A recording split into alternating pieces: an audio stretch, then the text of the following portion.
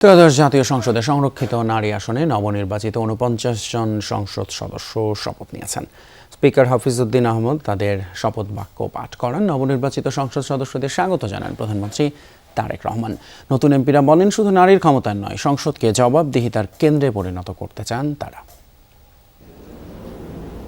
আমি সংসদ সদস্য নির্বাচিত হইয়া রাজনৈতিক ও সামাজিক জীবনের বহুল কাঙ্ক্ষিত ক্ষণে ৪৯ জন নারী সংসদ সদস্য অঙ্গীকার করলেন আইন অনুযায়ী ও বিশ্বস্ততার সাথে দায়িত্ব পালনের। ৩০ এপ্রিল ত্রয়োদশ জাতীয় সংসদের সংরক্ষিত নারী আসনে বিনা প্রতিদ্বন্দ্বিতায় নির্বাচিত ৪৯ জন সংসদ সদস্যের নাম ঘোষণা করে গেজেট প্রকাশ করে নির্বাচন কমিশন, যার মধ্যে ৩৬ জন বিএনপি জোটের, জামায়াত জোটের ১২ আর স্বতন্ত্র জোট থেকে এসেছেন একজন। তাদের শপথ পাঠ করান স্পিকার হাফিজউদ্দিন আহমদ। শপথ অনুষ্ঠানে ছিলেন প্রধানমন্ত্রী সহ সরকারি ও বিরোধী দলের নেতারা। পরে প্রধানমন্ত্রী তারেক রহমান নবনির্বাচিত সকল সদস্যের সাথে কুশল বিনিময় করেন।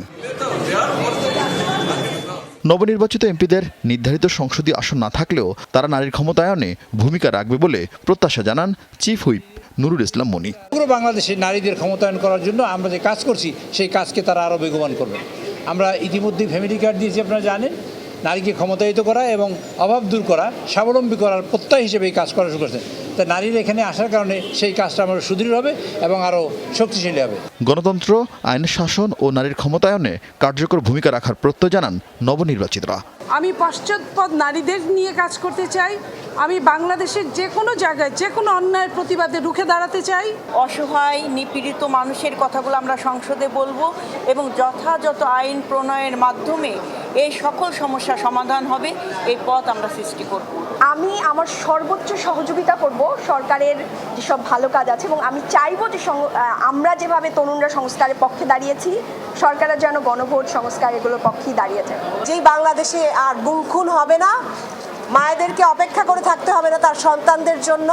মনোনয়ন বৈধ হলেও এখনও গ্যাজেট না হওয়ায় এনসিপির নুসরাত তাবাসসুম এদিন শপথ নিতে পারেনি।